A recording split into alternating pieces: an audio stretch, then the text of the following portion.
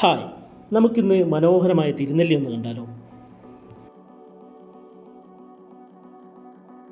വയനാടിൻ്റെ വടക്ക് വശത്തായി സ്ഥിതി ചെയ്യുന്ന സുന്ദരമായ ഗ്രാമം കർണാടകയുമായി അതിർത്തി പങ്കിടുന്ന ഒരു ഗ്രാമം കൂടിയാണ്.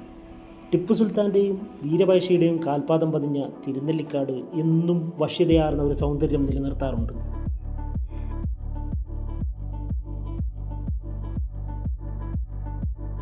ബ്രഹ്മഗിരി മലയുടെ താഴ്വാരത്തായി സ്ഥിതി ചെയ്യുന്ന തിരുനെല്ലി ക്ഷേത്രവും കാളിന്തിയുമെല്ലാം സഞ്ചാരികൾക്ക് ഏറെ പ്രിയപ്പെട്ടതാണ്.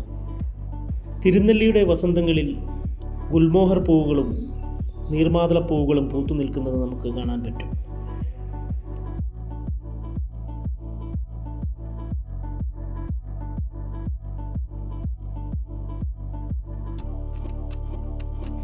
അതുപോലെ തന്നെ ആനയും പുലിയും കടുവയും മാനും മയിലുമെല്ലാം സ്വൈര്യവിഹാരം നടത്തുന്ന ഈ കാട് ഏപ്രിൽ മെയ് മാസങ്ങളിൽ മഞ്ഞപ്പട്ടണിഞ്ഞു നിൽക്കാറുണ്ട്.